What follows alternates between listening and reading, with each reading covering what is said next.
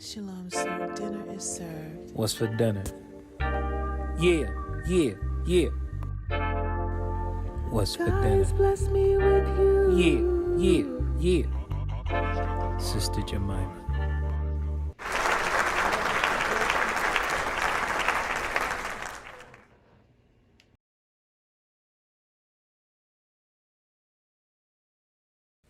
Shalom, sisters of Israel. Welcome to Fruitful Possession. My name is Sister Jemima of the House of Jacob. I'm going to show you how to make veggie meatballs.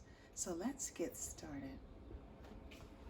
So what you're going to want to have is, you're going to want to have a bowl, and you're going to have all your seasoning. And the first thing you're going to do is you're going to wash your hands and make sure everything's clean before you get started. So let's go wash our hands before we start cooking. And if you can, you're going to try to remove any rings you have on, things like that, if they're easy to fall off. And, it wouldn't be helpful if you have an apron. I don't have an apron on, but if you need an apron, so you don't want to get things on your clothes, you can wear that as well.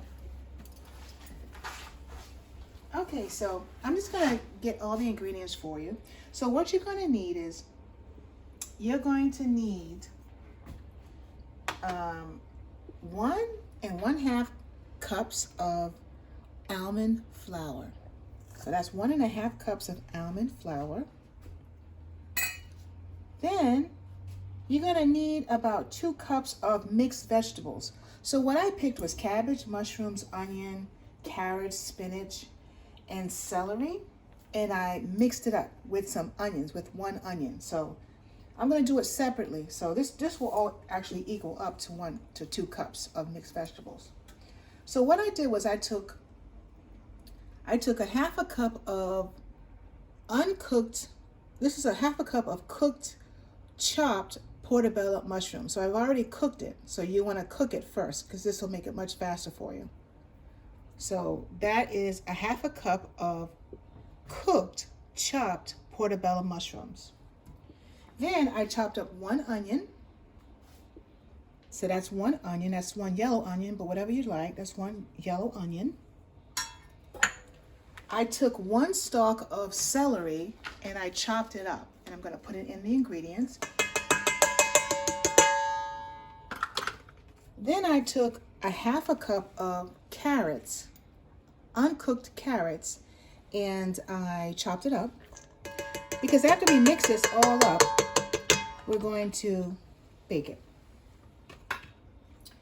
And this is a 1/2 cup of spinach and arugula chopped up.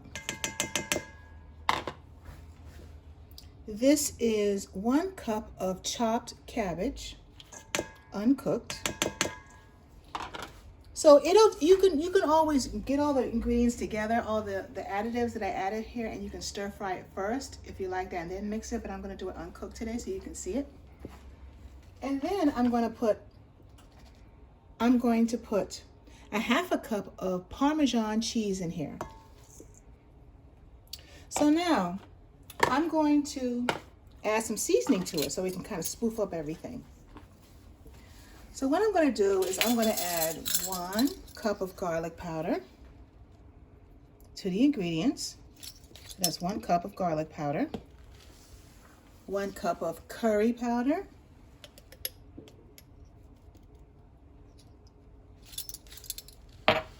1 cup of cumin.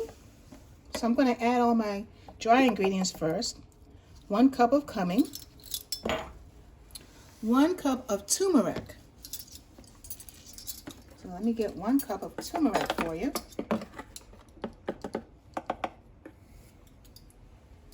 That's 1 cup of turmeric. And now I'm going to add my sauces to it, because I'm going to mix this all up so that the veggie meatballs can have a nice flavor to it. So what I'm going to do is I'm going to add 1 teaspoon of everything. So I have some organic barbecue sauce, because I'm trying to avoid the corn syrup. So that's 1 teaspoon of barbecue sauce.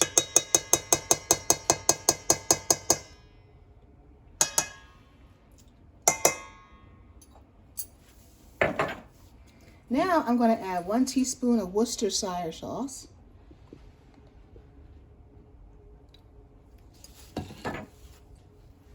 Now I'm going to add 1 teaspoon of hot sauce and 1 teaspoon of steak sauce. I try to get things organic if I can and look at the ingredients, or just things that don't have cornstarch in it. So I'm going to test this out to make sure the flavor is great before we cook it.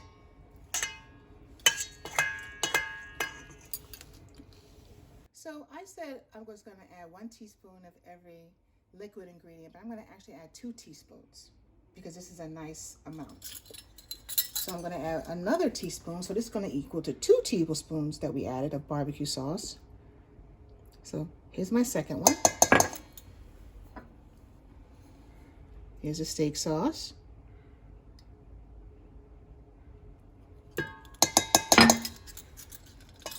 The Worcestershire sauce.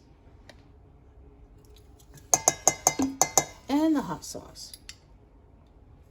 Okay. So what I'm going to do now is I'm going to mix things together. So now I'm going to add 1 tablespoon of mayonnaise to this because I want it to mix inside of the mix. And we're going to see if we need to add another tablespoon as I remix it. We don't want it to be too mushy. We don't want it to be too mushy. So I'm going to start mixing all the ingredients together. Okay, so let's check again. Let's make sure this mix is ready to go so we can start making our meatballs. So even though this looks dry, it's going to be perfect for making meatballs. You don't want it too mushy and you don't want it too dry. And you want it to have the right flavoring. So this looks great for me. And what I like to do to make my meatballs is I like to use an ice cream scooper. And it makes perfect meatballs. You'll see. So I'm just going to rinse this off.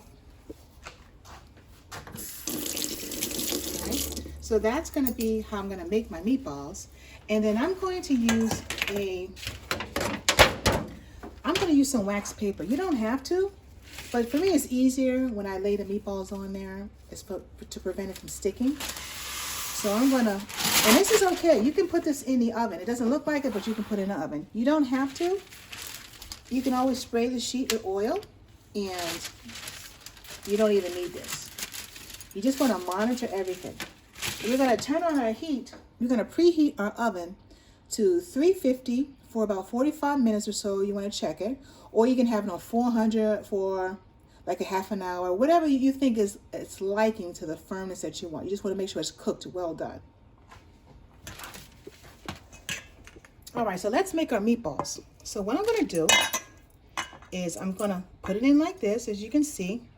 Push it in there real good. You see? Now watch what it looks like when you put it on the sheet. You see that?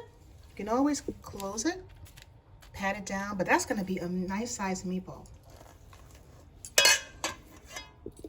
We'll make another one.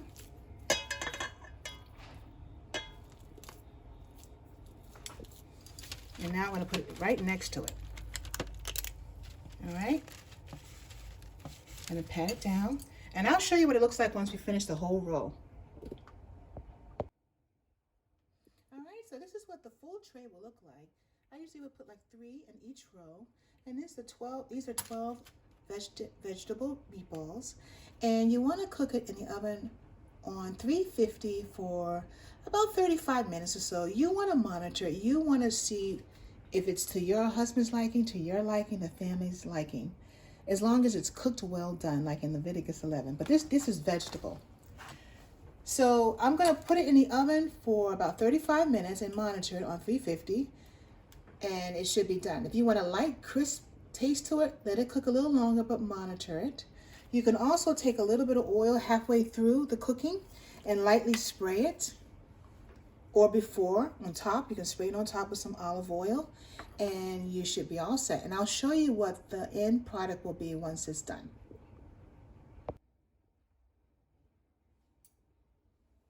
Okay, so now I just took them out of the oven. The vegetable meatballs, the veggie meatballs, cooked on, in this recipe, it cooked on 400 degrees for 35 minutes. And what I did was, before I put them in the oven, I lightly sprayed it with some olive oil spray on top. And I'm going to show you what it looks like. This is the wax paper. As you can see, it's not burnt. And this was for just like 35 minutes. And see, I have the spatula.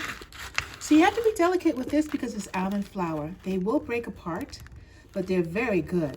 So it's not thick like the regular flour, and that's what you don't want anyway, if you can avoid it for veggie meatballs, because you'll have to try to digest it too. So this is much healthier with the almond flour. So as you can see, when I go here, they come off very nicely, and they're meatballs, see? They didn't burn. So you can pick them up and touch them and everything, but they're very delicate, so you don't want to crumble it up if you don't want to. And see? This is what they look like. These are the veggie meatballs. And you know, you can pour ketchup on it or barbecue sauce, whatever you like, and you can put these in the freezer, make a whole bunch of trays, and put them in the freezer for another time. So when you don't want to cook, or the family doesn't, you know, they're hungry right away or something like that, or you want to pack something for lunch, these are great because you can control the seasonings, the type of things you put in the veggie meatballs, and they're very healthy. See? The paper's not burnt. See? And this makes 12.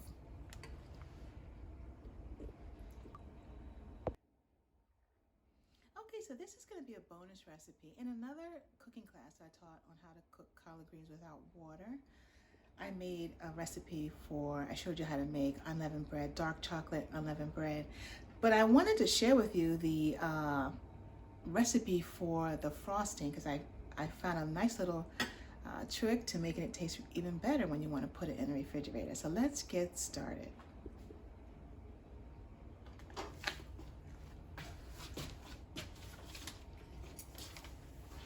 So as you can see, this is cooked unleavened bread. This is the dark chocolate recipe that I showed you in another recipe. And then this is the batter. So this batter I made, it is made out of, this is called the frosting, but I just added something to it. So you want to have 1 cup of olive oil, 1 cup of almond butter, a 1/3 cup of unsweetened dark cocoa powder, 1/3 cup of sugar-free sweetener, and 1/4 cup of almond milk, and a 1/2 cup of dehydrated coconut, shredded coconut. And you just blend it all together. You blend it all together. So now that you know your dark chocolate unleavened bread is ready and you have your batter, let me show you what I'm going to do. You get like an aluminum foil tray and you put some wax paper inside, because once we finish this, we're going to put a portion of it in the freezer so you can see what they look like. So what you're going to do, there's different methods for this, but you just take a piece of unleavened bread and you dip it. You lightly dip it.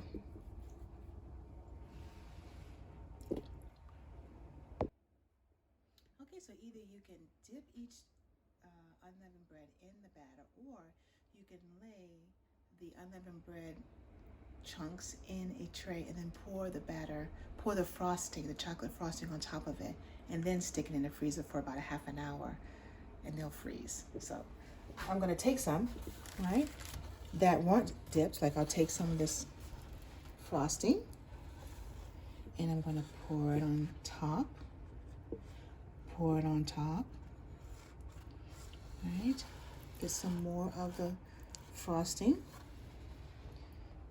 Pour it on top. Pour it on top. Get some more frosting. And this is sugar-free. And we're going to put these in the freezer for about a 1/2 hour. And they're going to get real hard. You know, like a little bar. And they'll be ready to eat. And everything is unleavened as well. So I'm going to make sure these are covered. So there'll be like a little covering on there of a chocolate batter. Let me smooth that out. I'm going to get some more frosting and pour it on here. Pour it on this one too. You know, you can leave half of them without the frosting in the refrigerator, or you can put them in the freezer for another day and take them out. They taste just as good when you defrost them in the refrigerator. If you take them out of the refrigerator, the freezer, after these get, you know, cold and hard, you can sit it on the counter for about 10 minutes. If you say, oh, it's too hard, you know, to bite, and it'll be perfect. All right, so we're just gonna put about this many in there. You can put this batter in the freezer for another area. You don't have to throw it out. You can do something else with it and you won't mess it up at all. It comes out just as nice. Just make sure you try to defrost it in the refrigerator versus taking it out on the counter and letting it defrost. So this is what it looks like once it comes out of the freezer. It's a little treat like this. It's very firm. When you put it in, it's very delicate because it's made out of almond flour, but it's much healthier for you. But this is what it looks like when you put it in the freezer. And what you want to do is take it, when you take it out, let it defrost. It takes about 10 minutes, that's all. You want to let that sit out on the counter for about 10 minutes, and then it'll be perfect to serve to the family. So with that, I like to say all praises to the Most High in Christ bless. Thank you so much for watching today's cooking class. Shalom.